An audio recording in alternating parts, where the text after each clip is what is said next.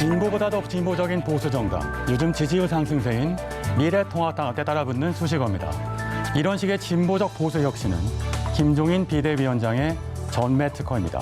2012년 총선과 대선에서 박근혜 대통령과 새누리당이 연거푸 승리할 수 있었던 것도 김종인판 경제민주화 덕분이었습니다.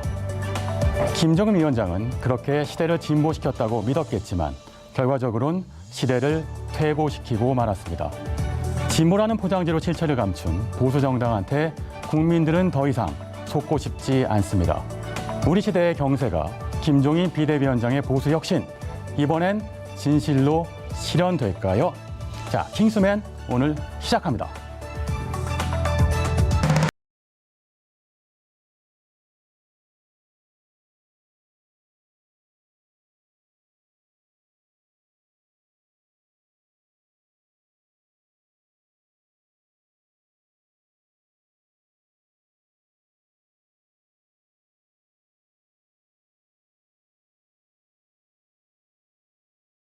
네, 어제 대망의 킹슈맨 첫 시간이 시작됐었는데요. 킹슈맨이 어떤 프로그램인지 관련된 여러 반응들이 있었습니다.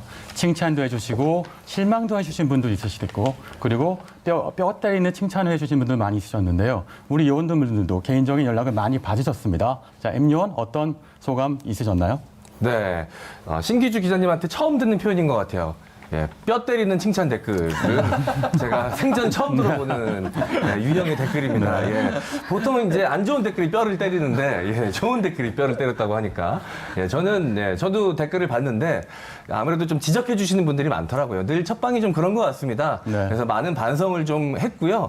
조금 많아서 읽다가 살짝 우울증이 올 뻔하기도 했는데. 댓글 다 보셨군요. 네. 근데 중요한 건 앞으로 얼마나 발전해 나가느냐, 그게 좀 중요한 것 같습니다. 네. 그리고 이제 저에 대한 댓글을 좀 보니까 제가 이제 TBS의 라디오 프로그램을 하나 출연하고 있거든요. 예, 그 기자님, 주진우 기자가 진행하고 있는 라디오 프로그램이 나가는데 거기서 제가 패딩을 입고 나가요. 네. 한여름인데 패딩을 입고 나갑니다. 그게 캐릭터거든요. 슈트와 패딩을 입으시는 네. 그리고 여기서는 한여름에 수트를 입지 않습니까? 네. TBS는 저에게 굉장히 더운 곳이에요. 예.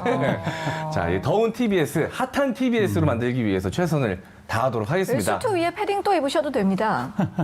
상당히 성격이 모지시네요. 지금도 더워 죽겠는데. 아니, 또 TBS를 위해서 그 땀 흘려 일하시는 모습 보여주시면 좋으니까요. 네, 뭐 많은 시청자분들께서 원하신다면 뭐 패딩 못 입겠습니까? 많은 댓글 부탁드릴게요. 한술 더 뜨시는데. 이런 사람들을 같은 팀이라고 제가 믿고 방송을 해야 된다니. 예, 제가 말이 길어졌습니다. 네. 우리 강양구 기자도 할 말씀이 많을 것 같아요. 네. 예. 네, 안녕하세요. 킹슈맨의 악플 요정. 네, 수성여원 강양구입니다. 네, 어제 제가 지인들한테 굉장히 소식을 많이 들었어요. 저 오랜만에 고정 하나 꿰찼는데 첫 방부터 악플을 너무나 많이 받더라. 그래서 앞으로 제가 이 킹슈맨의 악플은 모조리 다 제 앞으로 다 수렴해가지고 챙기도록 하겠습니다. 악플 요정에서 악플 부자가 되시는 거예요? 네, 악플 부자로. 그런데 한 가지 제가 악플 다시는 분들한테 당부 말씀 드리고 싶은 게 있어요. 네. 어제 기일이셨죠. 제가 굉장히 존경하는 김대중 대통령께서 북한을 상대로 햇볕 정책을 하셨잖아요. 악플로는 사람을 절대로 바꿀 수 없다는 것. 네, 선풀만 저를 변화시킬 수 있습니다. 네. 근데 뭐 이제 요정과 요괴는 한 끗 차이니까요. 이제 판단해봐야 될 것 같은데 악플 다시는 분들이 이제 바꾸려고 하는 게 아니고요. 보통 이제 조직이 위해서 하는 게 때문에 하지만 어떻게 보겠습니다. 하지만 안타깝게도 저 TBS 정규직이라는 거. 네, 저 못 죽인다는 거. 이 발언에 가장 많은 악플이 달립니다. 조심스럽게 예측을 좀 해보겠습니다. 예. 킹스맨의 홍일점, 강지원 의원 어떠셨어요? 네. 저도 어제 그 첫방이라 긴장도 많이 하고 설렜었는데, 솔직히 얘기해서 저는 뭐, 저희 다른, 선배 요원들에 비해서 이 막내 요원이고, 솔직히 좀 이 비중이 적다 보니까, 저는 악플이 그렇게 많지는 않았습니다. 대신에 격려해주시는 말씀들이 많았는데요. 악플을 부러워하시는 거예요? 그렇진 않아요. 예, 여전히 괜찮고요. 칭찬만 많이 해주시기 바랍니다. 목소리에 깡이 있어서 좋다. 그게 기분 좋더라고요. 또 코로나 잡으려면 깡이 있어야겠죠. 앞으로도 깡 있는 홍일점으로서 좀 노력을 해보려고 합니다. 저에 대한 댓글 있었던 것 같은데. 네. 제가 그래서 이 말씀을 드릴까 상당히 고민을 네, 했는데요. 하시기로 하시고 나서 안 하시길래. 예. 저희 이 틀려봤습니다. 라인이 네. 이 대체적으로 다 목청이 좋은 편이에요. 예, 근데 그에 비해서 저희 국장님이 정말 멋있으신데 네. 약간 이 목소리에 조금 기운이 없으셔서 마음이 아프다. 네. 예, 목소리까지 멋있으면 정말 완벽하지 않겠느냐. 뭐 이런 댓글들이 네, 많더라고요. 그래서 투강수 요원 그 강지원 요원한테 한번 깡을 배워보도록 하겠습니다. 깡을 배우신다고요? 발성이 아니라요? 깡 있는 발성을 배워야 되겠죠. 주말에 해병대 뼈 때리는 캠프라도 한번 목소리. 다녀오셔야. 예, 입금 부탁드립니다. 예, 국민은행. 알겠습니다. 네. 오창성 요원은 어떠셨어요? 네. 일단 뭐 어제 다양한 의견들 많이 들었고 굉장히 악플이면서도 부러웠던 게 지금 국장님 다리 꼬고 계신데 다리 꼬지 말라고 댓글 있었거든요. 네. 사실 저희 이제 다리 꼬고 싶어도 짧아서 다리 꼴 수가 없는 상황이었단 말이죠. 이렇게 악플임에도 불구하고 굉장히 부러웠던 그런 악플이었습니다. 아, 저도 그 댓글 봤는데요. 네. 불편하셨던 시청자분들이 있으시다면 제가 바로 다리를 풀도록 하겠습니다. 네, 다리는 길지만. 네. 너무 기셔서 그런지 네. 한 번 꼰 게 아니라 한 두 번, 세 번 꼰 것 같은 느낌이 좀 있어서 더 다리 긴 느끼했던 사람들은 것 그게 불편해요. 네. 알겠습니다. 여러 댓글들 반응들 봤는데요. 역시 여러 그 악플과 선플 여러뿐만 아니라 무플보다는 역시 반응들이 있는 게 좋은 것이니까요. 네, 맞아요. 그런 반응들을 계속 전해주시길 바랍니다. 자, 그러면 이제 첫 시간 시작할 것 같은데요. 첫 코너 좀 변경했는데 킹심의 유튜브 댓글창 반응이 있다 한번 보시고 그리고 나서 첫 코너 한번 시작해 보도록 하죠. 네. 네, 어김없이 유튜브 댓글 창을 뜨겁게 달궈주고 계신데요. 아직 처음이라 어색하지만 뭐 기대해 봅니다. 이런 이야기 남겨주셨고요. 양복만 입지 말고 돌직구를 날려달라. 이런 네. 이야기를 좀 올렸습니다. 돌직구 전문 이제 양강영 기자님이 있으니까. 네, 제가 계속 날려드리고 또 네. 악플 받겠습니다. 네. 네. 돌직구 날릴 때는 반드시 그 단독샷 잡아주시기 바랍니다. 네, 네. 저희와는 의견이 다르기 때문에 달리 가겠습니다. 예. 그리고 캬 패딩맨 반가워요 사랑해요라고. 캬은 지인이 남기신 것 같네요. 취향이 독특하신 분. 네. 여기까지 찾아와 주셨네요. 네. 네, 감사합니다. 예, 원하신다면 여기서도 뭐 패딩 입을 수 있습니다. 네. MC 장원 아버님께서 찾아오셨고요. 뉴스공장과 골방 라이브 사이 꼭 살아남길 바랍니다. 라는 또 당부의 메시지도 남겨주셨습니다. 네. 예. 네. 살아남고 싶다. 네. 네, 그럴 겁니다. 네. 자, 그러면 첫 번째 코너가 준비되어 있는데요. 구글에 구글맵이 있다면 우리 킹슈맨에는 이슈맵이 있습니다. 한 가지 이슈와 그에 엮인 신박한 키워드를 따라가다 보면 어느새 이슈가 한눈에 보이는 시간, 바로 이슈맵 시간인데요. 오늘의 주요 이슈 3가지 중에 하나를 이슈맵으로 선정해서 얘기를 하게 됩니다. 그 내용 M요원이 준비하셨다고요? 네, MC 장원, M요원 제가 준비했습니다. 오늘의 이슈, 첫 번째, 빠밤. 네, 좀 어색하더라고요. 모니터링을 해보니까 뭐라도 좀 해야 될 것 같아서. 아니 이런 것 좀 효과음 제작진이 안 넣잖아요. 아직 준비가 안 됐답니다. 네. 하실 거예요. 네, 오늘 이슈 첫 번째입니다. 오는 24일이면 통산 재임 일수가 2,799일을 기록하며 자신의 작은 할아버지인 사토 에이사쿠 전 총리를 제치고 일본 최장수 총리로 등극을 하게 되죠. 아베 신조 일본 총리 소식입니다.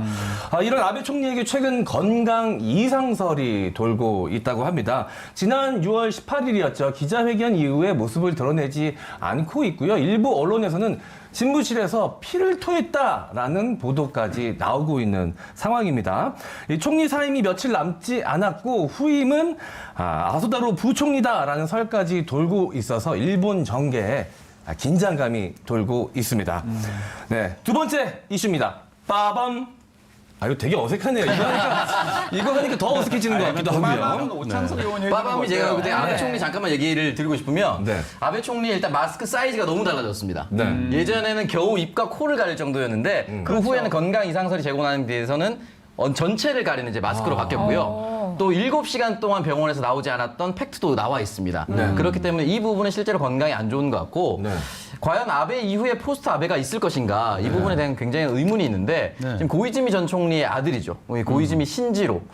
고이즈미 신지로 의원이 있는데 고이즈미 신지로 의원이 사실은 말을 하면 할수록 마이너스를 쌓았어요. 예를 들어서 기후변화에 대해서 어떻게 생각하느냐에 대해서 기후변화는 펀하고 쿨하고 섹시하게 대답해야 한다. 대처해야 된다. 이렇게 얘기해서 앞글자 맞아서 펀쿨색 본좌라는 오명을 쓰게 됐습니다. 그 후로부터 이제 말만 하면 이제 마이너스 점수를 기록을 했었는데 결국은 이런 발언을 남기면서 고이즈미 신지로는 멀어졌고요. 네. 결국 지금 다시 올라오고 있는 게 이제 부총리와 또 이시바 시게루인데 네, 이 이시바 시게루는 고이즈미 총리가 될 때 2012년 12월에 총리 자리를 두고 맞붙었던 사람입니다. 근데 8년 동안 다른 새로운 인물이 들어오지 않았다는 것 자체가 네. 일본 정계에 새로운 인물이 없다. 네. 이런 것을 또 반증하는 계기죠. 그러니까 이시바 시게루는 당내 기반이 좀 약한 게 약점으로 지적되기도 하는데요. 요즘 아베에 대한 얘기를 하면 아베 삼중고 얘기를 많이 하더라고요. 코로나, 경제 그리고 개인적인 건강 얘기를 하더군요. 네. 네. 자, 다음. 개인적으로 이 아베 신조 총리의 마스크가 더 안 커졌으면 좋겠습니다. 왜냐하면 우리나라하고 해결해야 될 게 아직 많이 남아 있거든요. 건강해야 됩니다. 네. 네. 자, 이어서 두 번째 이슈 바로 또 넘어가 보도록 하겠습니다. 네, 두 번째 이슈. 어제는 여야 정치권이 모처럼 한데에 모여서 한 목소리를 내는 모습을 보였습니다. 바로 어제 오전이었죠. 국립서울현충원에서 김대중 전 대통령 서거 11주기 추도식이 있었는데요. 자, 민주당의 이해찬 대표, 통합당 김종인 비대위원장, 그리고 심상정 정의당 대표, 그 외에 그 당내 지도부들 그리고 정치권 인사들이 한데에 모여서 고 김대중 전 대통령이 남기고 간 인동초 정신 그리고 화합과 통합의 정치를 되새기면서 모처럼 한 목소리를 내는 모습이 연출되었다고 합니다. 네, 그리고 마지막 이슈는요. 이슈 맵을 통해서 전해드리도록 할 텐데요. 함께 화면 보시죠. 자, 오늘의 주제는 바로 네, 통합당팀. 지금 이어 관련된 이슈 맵이 뜨고 있죠. 적반하장, 생쥐 IQ, 전광훈, 뒤늦게 선긋기, 오랜 인연, 이런 키워드들이 많이 이어질 텐데요. 이슈 맵은 이걸 통해서 하나의 전체 이슈의 맵을 보여주는 순간입니다.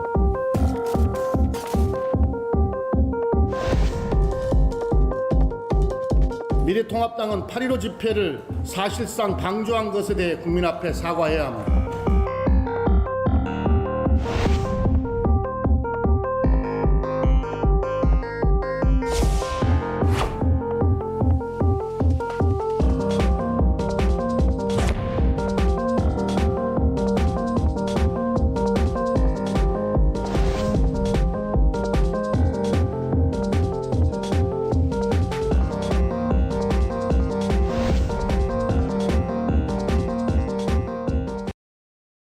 네, 한눈에 봐도 이슈를 다 할 수 있어요. 이슈맨의 오늘의 주제 바로 통합당 책임론인데, 자, 이슈맵 하나를 갖고 적반하장, 생쥐 IQ, 정광훈 보시다 보면 관심사들이 많이 연결되어 있을 텐데 어떤 키워드인지 좀 알아볼까 싶어요. 첫 번째 핵심 키워드는 통합당 책임론과 그리고 전광훈입니다.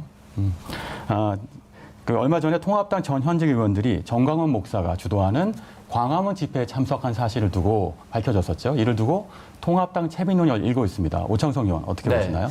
일단은 여기 집회 명칭은 문재인 퇴진 범국민 대회입니다. 그리고 주체가 통합당이 아니기 때문에 통합당으로부터 시작했다라고 보기엔 좀 어렵습니다. 다만 여기에 대해서 책임론은 분명히 갈 수가 있다. 예를 들어서 8월 11일이었습니다. 김종인 비대위원장이 언론과의 인터뷰를 통해서 당원들이 집회 참석하는 거는 자유롭게 스스로 결정한다라고 이야기를 남겼거든요. 이 집회의 성격과 무관하게 사실 코로나 시국이 굉장히 엄중하기 때문에 전현직 의원들을 단속하고 당원들에게 가지 말라라고 메시지를 내는 것이 이 공당의 대표로서 할 역할이었는데 그걸 방기했다라는 이 책임론에서는 피하기 어려워 보입니다. 그러게요. 자율적인 판단에 맡겼다는 것이 실책이 아니었나 싶은데요. 통합당 홍문표 의원은 집회에 간 게 아니라 지역 주민에게 인사하러 간 것이다. 이렇게 해명하기도 했습니다. 사실 한마디로 지나가다 들렀다. 집회 정치인이 이런 이야기인데 어떻게 네. 보세요? 네. 예. 전 이런 생각이 들었습니다. 그 80년대 그리고 90년대 초반에 그런 거 있었어요. 동시상영 극장. 거기 가면 이제 두 편을 한 번에 볼 수 있는 건데 그때 이제 조합을 보면 홍콩 영화 하나, 에러 영화 하나 이렇게 두 개가 붙습니다. 근데 그 영화 보러 가는 사람들은 대부분 그렇게 얘기해요. 난 홍콩 영화 보러 간 것이다. 하지만 속마음은 다르거든요. 그게 제가 떠오르더라고요. 네, 예. 절묘한 비유네요. 네, 맞습니다. 그리고 말씀드릴 게 이 홍문표 의원이 처음에 갔을 때 해명이 네. 3명과만 만났다라고 얘기를 했는데 네. 이 홍성의 같은 지역구인 홍성군 김헌수 군 의원이 5명과 사진 찍은 걸 자신의 SNS에 올렸습니다. 일단 팩트 하나 틀렸고요. 그리고 5명밖에 안 왔다라고 후에 또 해명을 했는데 알고 보니까 김헌수 의원의 SNS에 23명이 버스를 타고 올랐다. 이렇게 얘기를 하고 23명에게 홍문표 의원이 햄버거를 사줬다.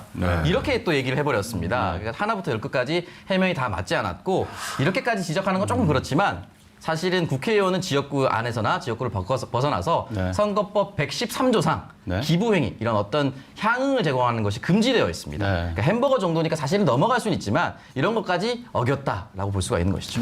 더군다나 뭐 그 공당의 정치인이 설사 지역구 사람들에게 인사를 하기 위해서 잠깐 들렀다고 하더라도 그 들른 것 자체에 굉장한 정치적 책임의 막중이 있는 거거든요. 근데 그걸 가지고 나는 잠깐 들렀기 때문에 거기에 대해서 별로 책임질 게 없다라고 하는 태도 자체가 무책임한 정치인의 전형이라고 할 수 있는 것이죠.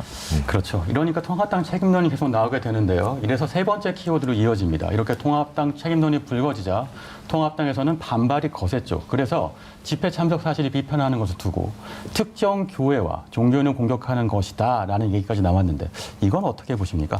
일단 요 발언은 이제 통합당의 정진석 의원이 자신의 SNS를 통해서 그렇게 밝혔습니다. 물론 이제 코로나 이 엄중한 시국에서 특정 교회와 특정 종교인을 비판의 대상으로 점 찍는다고 해서 이 시국이 돌파되지 않는다는 건 누구나 잘 알고 있습니다. 네. 다만 이 특정 종교와 특정 종교인의 행태가 수많은 전파를 일으킬 수는 있거든요. 거기에 대해서 비판을 할 수 저는 있다고 봅니다. 예를 들어서 지금 지목되고 있는 사랑제일교회라든지 이 신도분들이 정부 당국의 방침을 전혀 따르지 않고 있어요. 마스크를 전혀 쓰지 않았고요. 그리고 명단을 제출했는데 명단을 허위로 제출한 것도 있고요. 그리고 검사를 받으라고 했는데 지금 도망 다니고 있어요. 전국으로 도망 다니고 있어요. 근데 사실 서울에만 있어도 경기 수도권이 불안한데 의정부로 포항으로 전국 방방곡곡으로 돌아다니다 보니까 방역 당국이 따라갈 수가 없는 그런 현실이 또 있고 전광훈 목사 같은 경우는 구급차로 이송되는 와중에서도 마스크를 또 벗고 있습니다.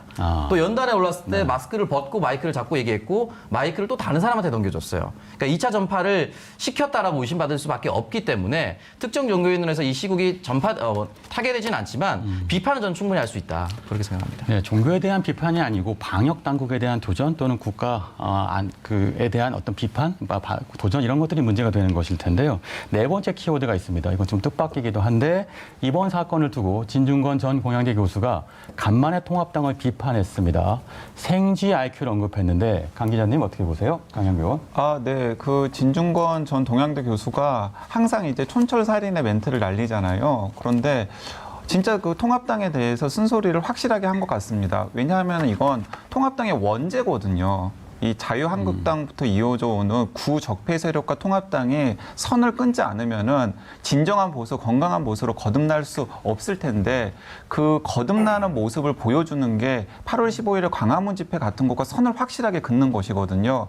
그래서 이 건강한 보수가 들어서길 바라는 진중권 전 동양대 교수가 일찌감치 경고를 했는 거죠. 그런 행태와는 선을 확실하게 그어야 된다. 네. 그런데 긋지 못하는 것이 지금 통합당의 어떤 진짜 맨 얼굴을 또 보여주는 것이 아닌가 싶어서 한편으로는 씁쓸하기도 하고 한편으로는 저 집단은 참 답이 없다 하는 생각이 들기도 합니다. 사실 이제 지지율 추이를 좀 보면은 미래통합당이 꾸준히 상승했고 더불어민주당이 꾸준히 하락했고 거기서 주목해 볼 부분이 무당층입니다. 무당층이 꾸준히 또 하락을 했어요. 네. 이게 무슨 말이냐면 자신의 정치적 성향을 유감없이 이제 발표하는 사람들이 많아졌다는 거거든요. 그 표들이 거의 다 이제 미래통합당으로 갔는데 이렇게 될 경우에 나는 미래통합당 지지자다라고 다시 얘기할 수 없게 되는 것이죠. 이거는 패착이라고 봅니다.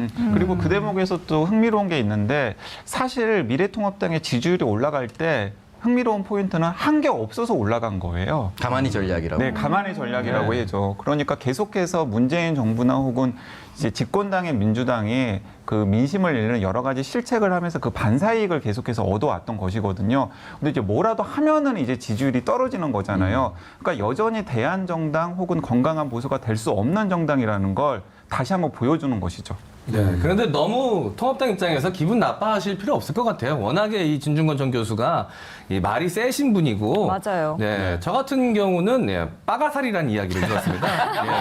과거 그 타방송에서 진중권 교수가 했던 행동에 대해서 제가 좀 지적을 하고 비판을 했는데 빠가살이라고 SNS에 올리셨더라고요.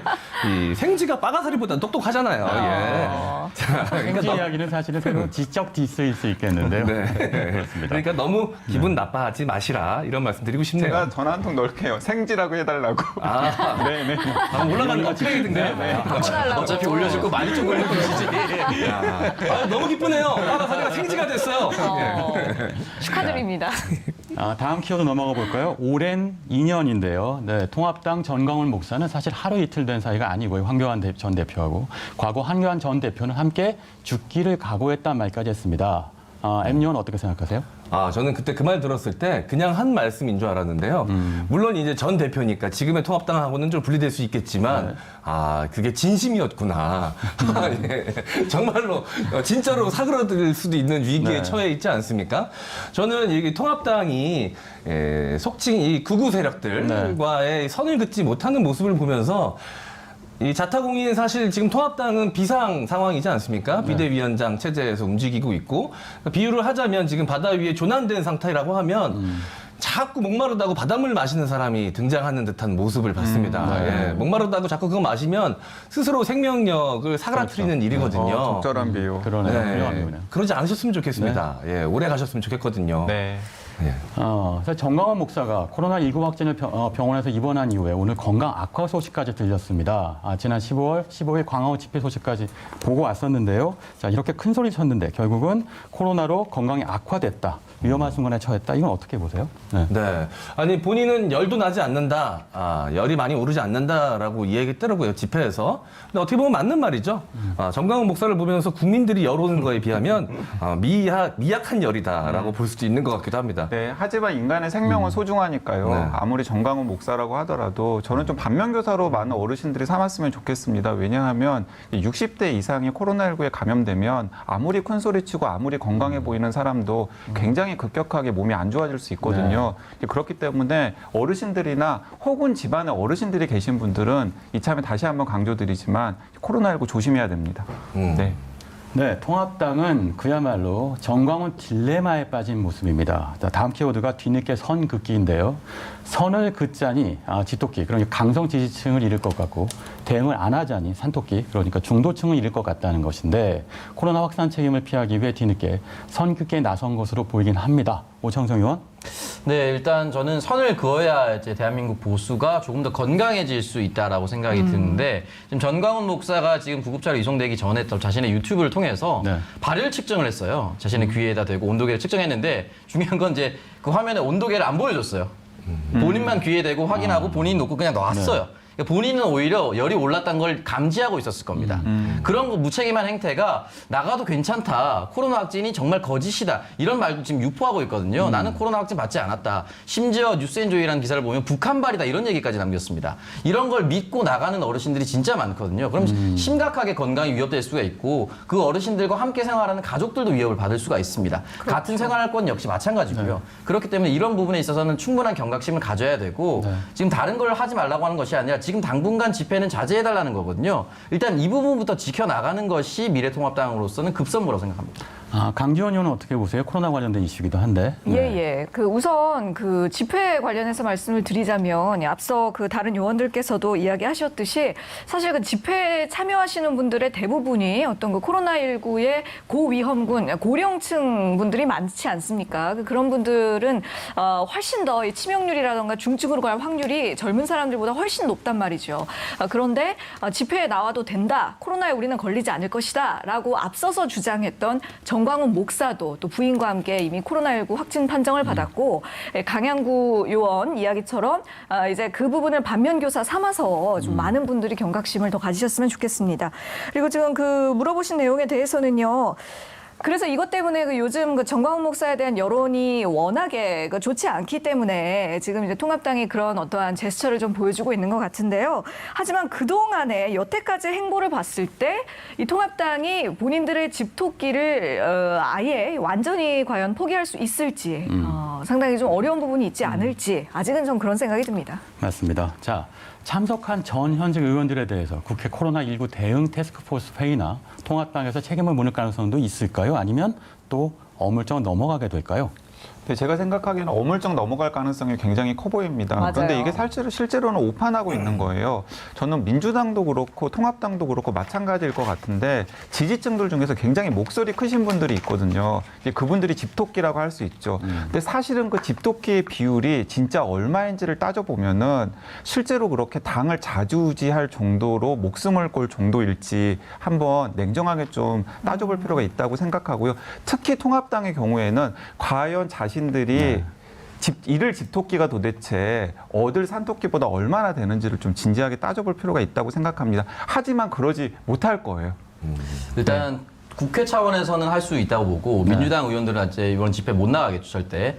근데 통합당 차원에서는 하기 어려운 현실적인 이유가 앞서 말씀드렸다시피 8월 11일에 김종인 비대위원장이 스스로 자유롭게 참석해도 된다라고 얘기를 했는데 비대위원장이 그렇게 얘기를 했는데 갑자기 참석한 사람들을 징계한다? 이건 사실은 비대위원장 스스로를 잘못된 판단을 내렸다는 걸 인정하게 만드는 거거든요. 그럼 가장 큰 책임은 비대위원장에게 있습니다. 그러네요. 그렇기 때문에 스스로 책임을 묻기는 어렵고 앞으로 경고성 메시지를 내릴 수는 있는데 과연 내릴 수 있을까? 그건 좀 의문입니다. 이런 가운데 또 다른 이슈가 생겼죠. 통합당이 청와대의 초청을 거절했다는 보도가 나오면서 또 한 번 거센 비판이 일고 있는데요. 최재선 청와대 정무수석이 이렇게 말했죠. 김종인 미래통합당 비대위원장을 예방하는 자리에서 재차 대통령의 당대표 초청 의사를 밝혔습니다. 그러나 미래통합당은 어제 21일로 제안했던 일정이 불가함을 밝혀왔습니다. 청와대 초청 거절이다 아니다 설전이 오고 갔는데요. 통합당은 공식 제안이 아니었다 이렇게 주장하고 있습니다. 네, 뭐 통합당에서는 뭐 공식 제안이 아니었지만 뭐 받아들이지 않았다 뭐 이런 입장인데 이제 아셨잖아요. 예. 이제 아셨으니까 된 거 아닙니까?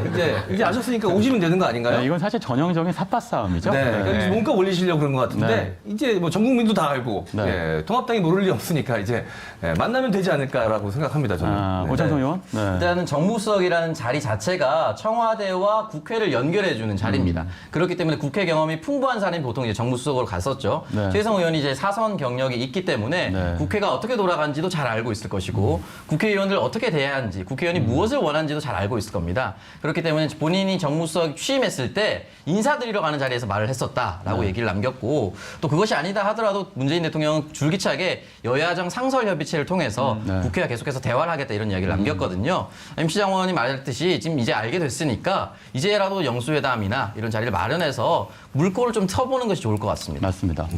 자, 비판이 심해지자 김종인 비대위원장이 단독 영수회담이면 가겠다고 역제안을 내놨습니다. 일단 청와대는 반기는 분위기이긴 한데. 네, 일단 자유한국당 시절에 황교안 대표가 단독 영수회담을 제안했을 때는 계속해서 거절했었습니다. 네. 근데 그때와 지금이 달라요.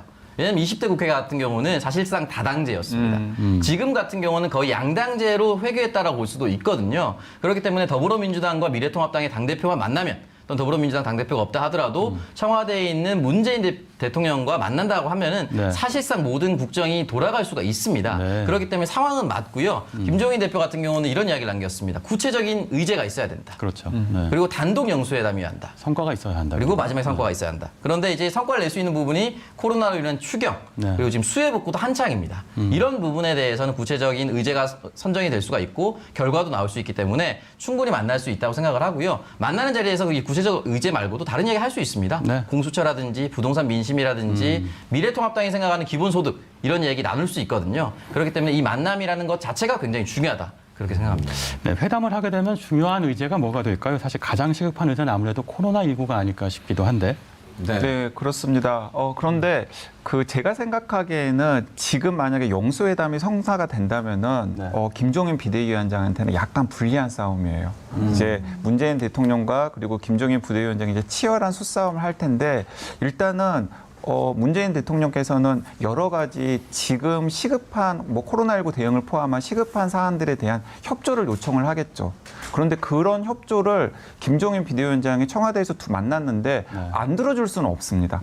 안 들어주면 그 역풍이 고스란히 다 통합당에게 올 것이기 때문에. 그런데 반면에 통합당이 그러면 우리가 그것에 적극적으로 협조를 할 테니까 대신에 우리가 내놓은 카드 무엇인가를 들어주세요라고 내밀 때 임팩트 있는 카드가 과연 있을지 저는 사실은 생각이 잘 안 나거든요. 그래서 아마 두 분이 굉장히 치열한 수싸움을 하실 것 같은데 기본적으로는 김종인 비대위원장이 약간 밀리는 싸움이 될 것이다라고 저는 전망합니다.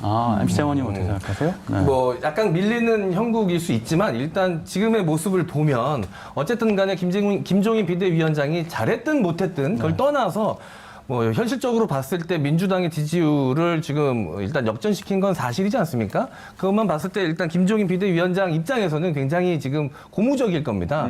그러니까 뭔가 지금 국민들에게 좀 다른 모습을 보여주고 싶은 욕망이 분명 존재할 것이라고 생각이 들거든요. 책임 있는 야당 뭐 이런 거. 네, 그래서 네. 제 개인적인 바람을 조금만 섞어서 말씀을 드리자면 네.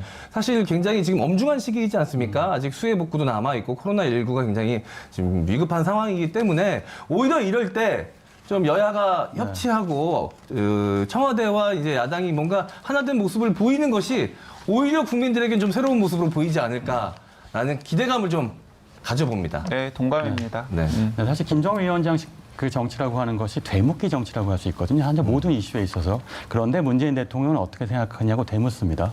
이번 영수회담이 끝나고 나면 아마 국민들이 김정은 위원장한테 어떻게 생각하시냐고 되묻지 않게 될까 싶네요. 자, 여기까지 이번 그 이슈맵 시간을 끝냈고요. 그럼 이어서는 코로나19가 2차 대유행으로 기로에 서 있는 연인 엄중한 상황입니다. 하지만 우리의 일상은 지속되어야 하는 상황이기 때문에 그래서 코로나 퇴치본부 투강스 시간으로 바로 이어서 가도록 하겠습니다. 엄중한 상황이니만큼 강지원 의원이 코로나 상황을 바로 전해주시면 어떨까 싶습니다.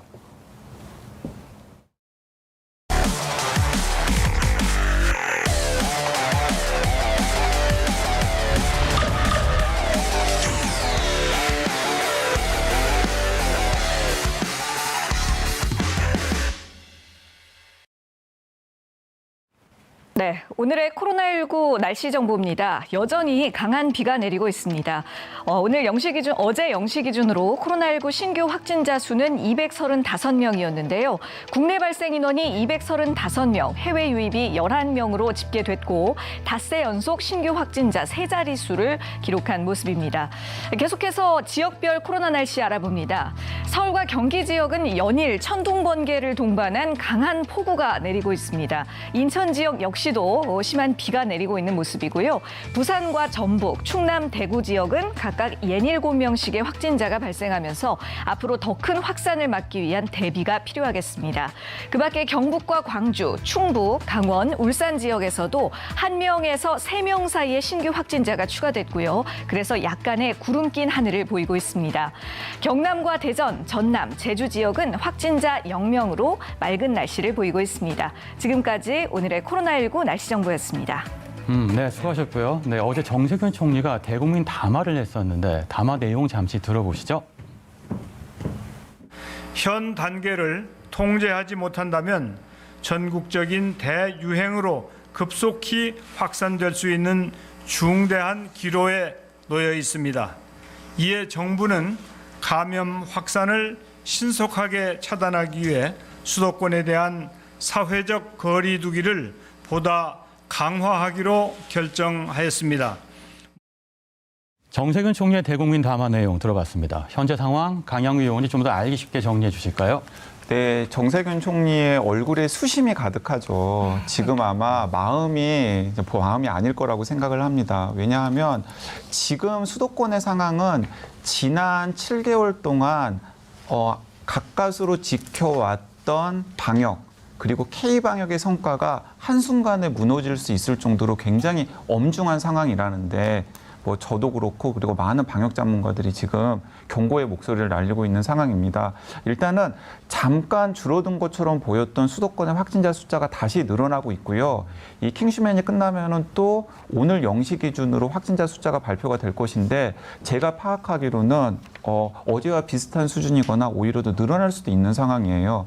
그래서 앞으로 수도권 상황이 계속해서 안 좋아질 가능성이 큽니다. 이런 상황에서 이제 정세균 총리가 어제 완전한 사회적 거리두기 2단계를 실시하겠다라고 이야기를 했고 그 대상으로는 서울과 경기도 그리고 인천까지를 포괄하겠다라고 이야기를 했습니다. 완전한 사회적 거리두기 2단계는 사회적 거리두기 2단계의 내용을 정말 문구 그대로 실천을 하겠다라는 것인데요. 일단은 실내는 50명 이상이 모이면 안 됩니다. 그리고 실외는 100명 이상이 모이면 안 돼요. 근데 실내 50명 이상 모이면 안 된다라는 건 어떤 의미냐면은 결혼식 못 한다라는 겁니다. 그렇죠. 스몰 웨딩이 아니면 결혼식 못 한다라는 것이고요. 장례식도 사실은 정상적으로 치를 수 없다. 라는 것입니다. 그러니까 조문객들을 많이 받을 수 없는 장례식이 될 수밖에 없다라는 것이기 때문에 일반 시민들에게 굉장히 큰 영향을 끼칠 수 있는 정책이고요.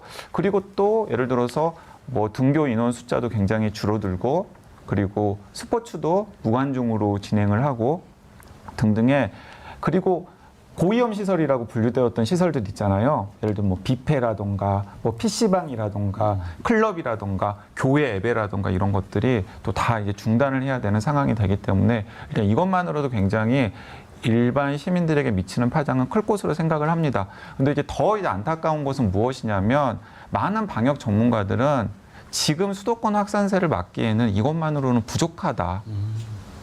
사실은 그래서 방역만 놓고 생각하면 정세균 총리도 수도권의 경우에는 사회적 거리두기 3단계로 해야 되지 않을까라는 생각을 아마 하셨고 또 많은 그런 자문을 받으셨으리라고 생각을 합니다. 네. 그런데 방역과 경제의 두 마리 토끼를 다 잡으려고 노력해왔던 게 지금까지의 K방역이었잖아요. 그리고 3단계로 넘어가면 사실상 유럽이나 미국에서만 봤던 락다운 조치를 실시하는 것이기 때문에 우리 경제에 미치는 파장이 너무나 크거든요.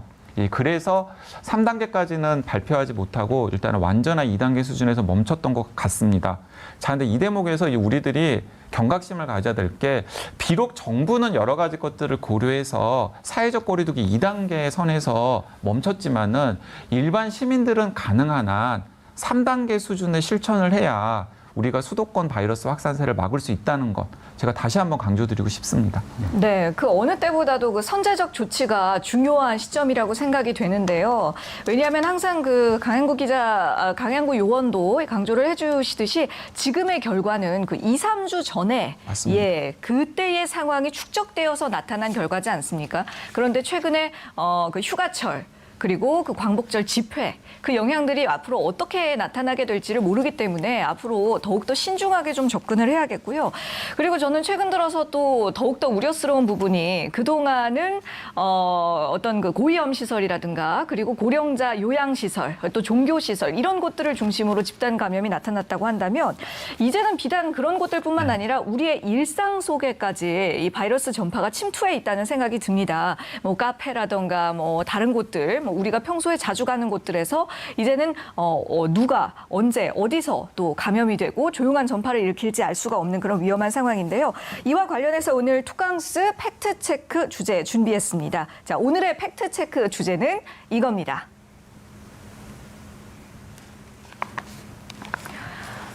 예, 이 경기 파주와 강남을 비롯해서 이 수도권 카페들을 중심으로 이 집단 감염이 발생했는데요. 아무래도 이 카페라는 공간이 실내다 보니까 또 이 에어컨 가동이 전파의 주요 원인이 된 것이 아니냐 이런 이야기들이 있습니다. 이것은 맞는 내용인가요? 일부 사실이다라고 제가 정리를 해드리고 싶습니다. 특히 파주의 그 스타벅스 같은 경우에는 에어컨의 영향이 상당히 컸으리라고 생각을 하는데요. 자, 머릿속에 그림을 한번 그려보십시오. 이런 일이 실제로 있었습니다.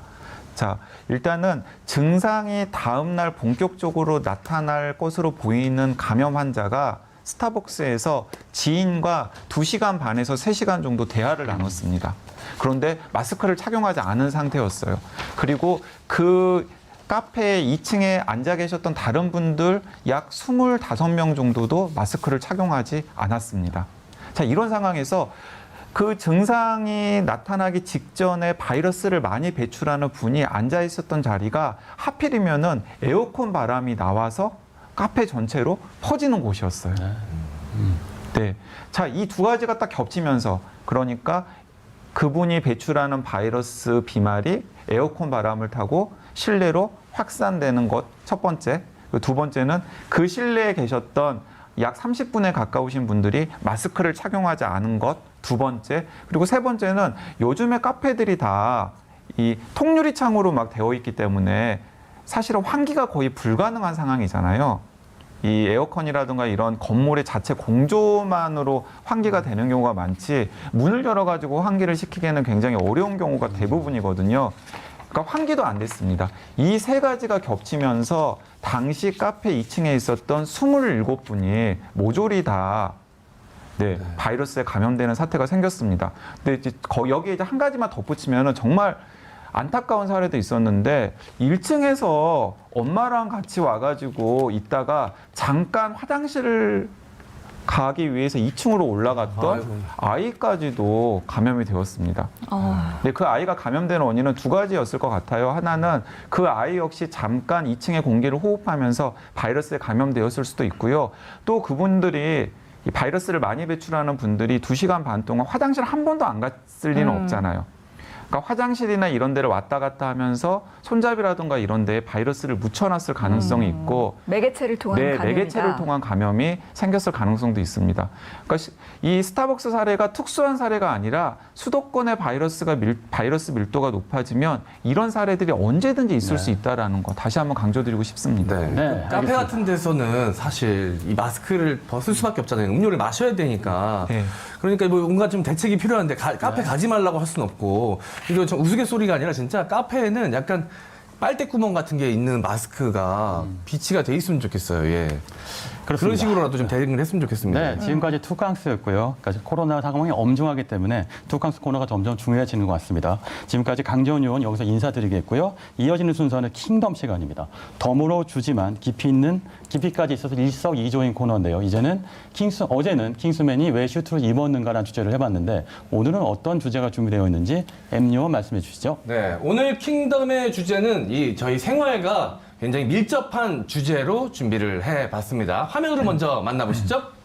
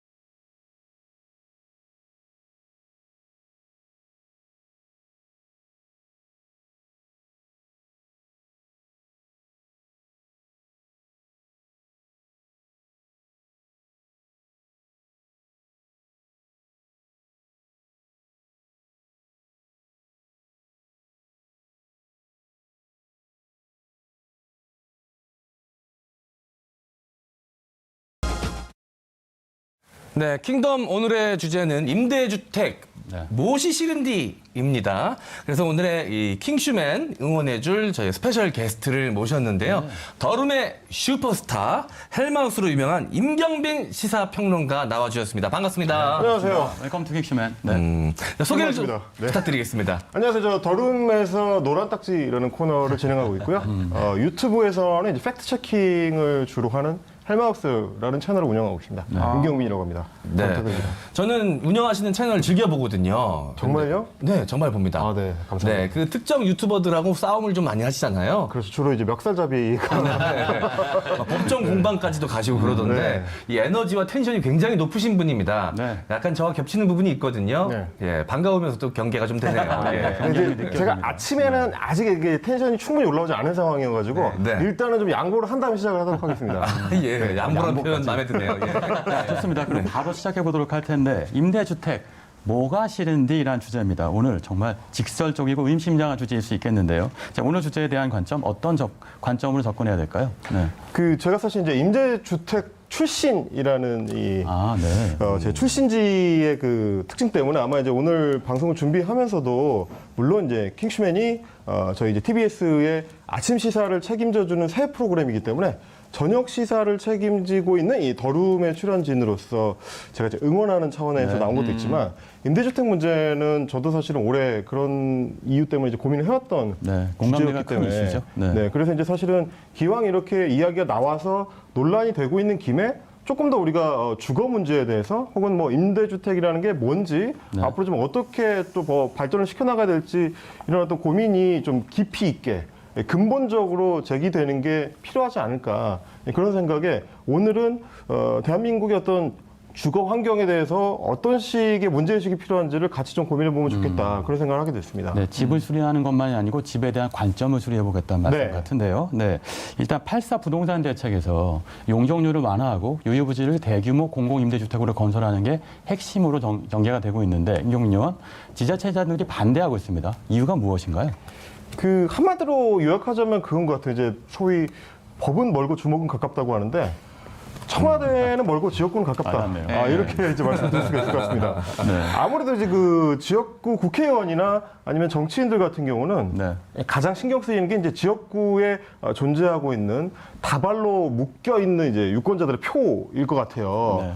거기서도 이 다발의 덩치가 제일 큰 게 아무래도 아파트 단지들이다 보니까 임대주택이 들어온다고 했을 때 뭐 가장 반발이 강하고 좀 조직적으로 반발을 하는 데가 아무래도 기존의 이제 주택들, 기존의 아파트들이다 보니까 정치인들 입장에서는 그걸 좀 신경 쓸 수밖에 없고 또 하나 지금 이번에 이제 그 유휴지로 개발된다고 하는 그 지역들이 대부분 이제 해당 지역구에서는 오랫동안 소위 말해서 이제 놀고 있던 땅들이다 보니까 지역구 정치인들 입장에서는 그 땅을 어떻게 활용할지가 항상 이제 선거 때마다 주요 공약의 대상이었습니다. 그러다 보니까 주로는 그 땅을 뭐 잘 개발해서 좋은 방향으로, 지역구에 좋은 방향으로 개발해서 뭐 체육시설이라든지 뭐 이런 어떤 좋은 시설을 유치해서 상업지구라든지 그렇게 해서 소위 땅값을 높여보겠다. 라는 공약들을 많이 걸어왔는데 임대주택을 거기에 짓겠다고 하니까 지역구에서 아무래도 지역 주민들 눈치를 볼 수밖에 없는 그런 상황인 것 같습니다. 네, 오늘 TBS에서 오면서도 상암동 주민들이 그건 임대주택 반대 플래카드를 많이 봤는데요. 강영구 의원, 주민들이 반대를 왜 이렇게 심하게까지 하는 걸까요? 일단은 속내와 겉으로 드러내는 이유를 좀 구별해서 저는 이야기를 하고 싶은데요. 뭐 또 이러다가 상암동 주민들한테 악플 달릴지 모르겠네요. 이 속내를 말씀을 드리자면은 욕망과 어긋나는 겁니다. 자신의 욕망은 어쨌든 간에 저 놀고 있는 땅에 그럴듯한 시설, 예를 들어서 그럴듯한 상업시설 혹은 그럴듯한 혁신시설 같은 것들이 들어서 가지고 이제 본인이 가지고 있는 아파트의 집값을 올려주기를 바라는 거죠. 근데 거기에 임대 아파트가 들어서면 임대주택이 들어서면 오히려 집값을 떨어뜨리지 않을까 하는 걱정이 속내에 있는 것이고요. 이제 겉으로 내세우는 이유는 교육 문제와 교통 문제입니다. 겉으로는? 네, 겉으로는 왜냐하면 임대주택이 들어서면 당연히 임대주택에 아이들이 있을 텐데 그 아이들이 다닐 만한 학교가 부족하다라든지 아니면은 그렇게 많은 사람들이 수용이 되는 많은 사람들이 앞으로 살게 될 임대주택 단지가 조성이 되면 지금도 가뜩이나 부족한 교통 인프라가 더욱더 취약해질 것이다라는 것을 내세우지만은 사실은 속내는 그 놀고 있는 땅에 뭔가 그럴듯한 게 지어지길 바랬는데 그러면서 10년, 15년 기다렸는데 고작 거기에 들어서는 게 임대주택이야? 라면서 이제 반발을 하고 지역구 정치인들을 압박을 하고 있는 것입니다. 사실 교통난, 교육난 이런 얘기 합니다만 지적하시다시피 사실 집값 문제가 매우 직결되어 있는 거라고 할 수 있겠는데요.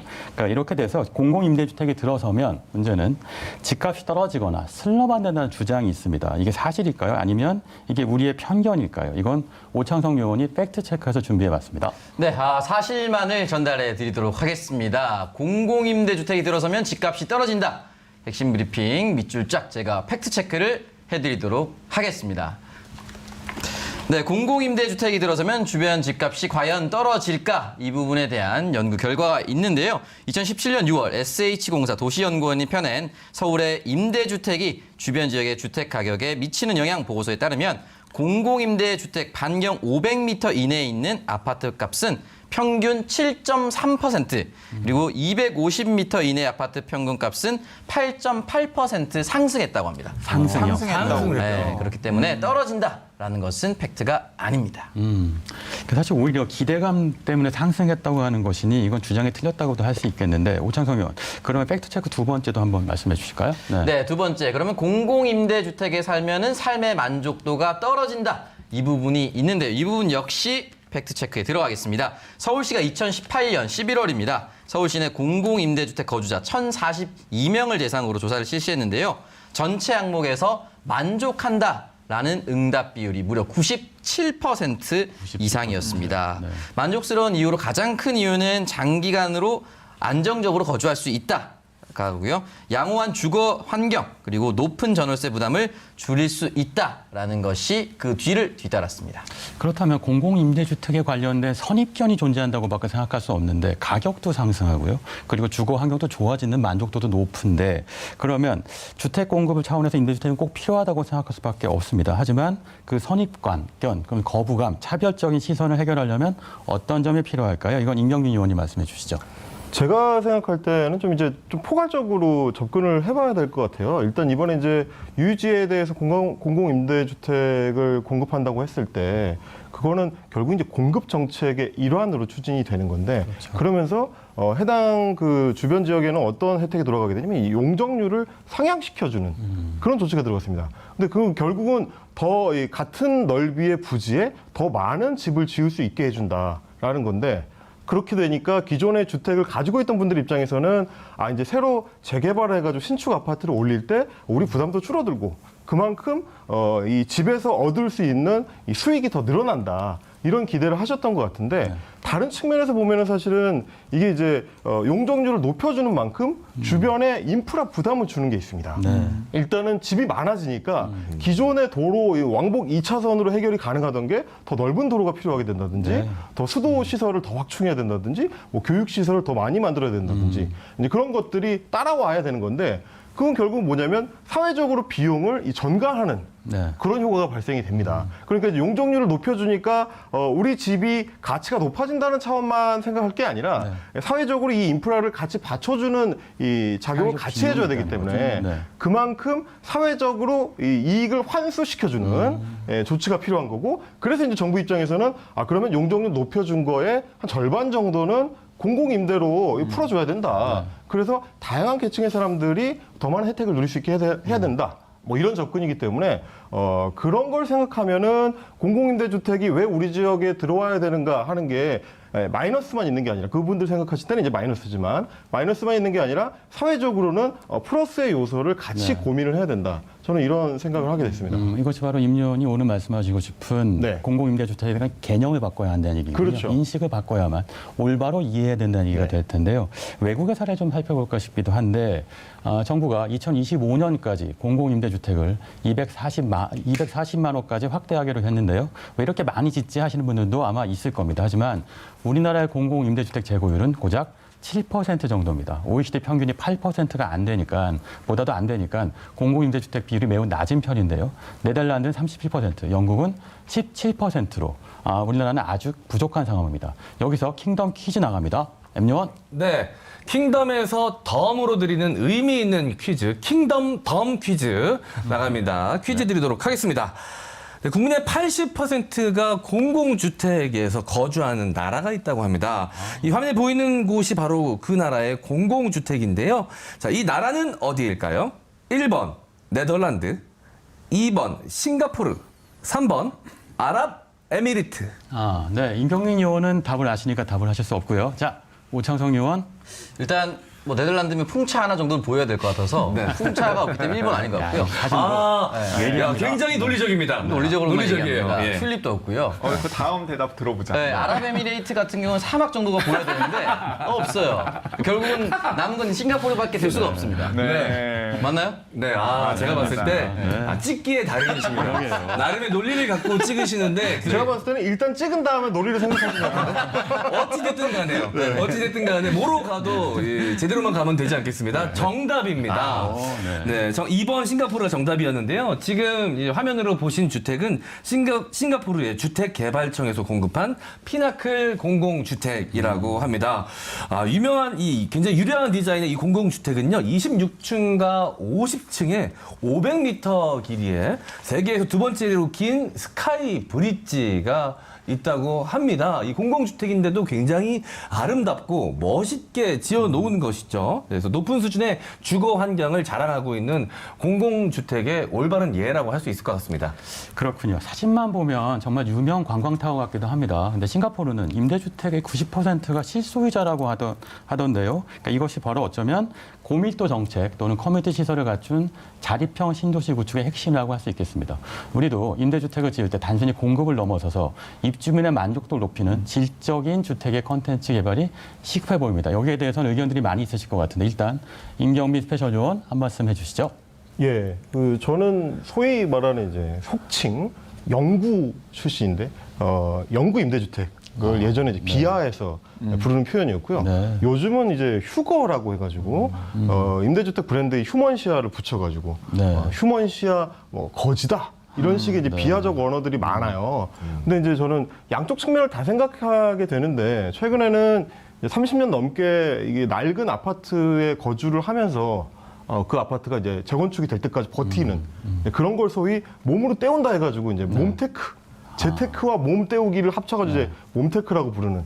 그러니까 결국 임대주택에 살고 있는 사람들도 그런 어떤 차별과 비하적 표현에 시달려야 되고, 그리고 이제 재건축 재개발을 통한 뭐 수익을 노리는 분들도 역시나 불편하고 힘든 주거 환경을 감내해야 되고, 네. 이런 양쪽이 다 불행해지는 이거를 좀 넘어서기 위해서는 임대주택에 대한 어떤 개념 혹은 접근 방식을 정부 당국에서도 좀 다르게 접근해야 되지 않나 싶어요. 네. 제가 살았던 임대 아파트 같은 경우도 처음에 들어갈 때는 다른 뭐 분양을 위주로 한 임대 동하고 조건이 같았는데 시간이 지날수록 뭐 아파트 외벽을 손질하는 게 점점 소홀해진다든지 아니면 뭐 누수 같은 어떤 문제가 발생했을 때 수리가 제때 안 되고 예, 이게 가로등이 꺼졌을 때 그거를 이제 수리가 제때 안 되고 그러면서 점점 이제 주거 환경이 낙후되는 그런 경향을 보이더라고요.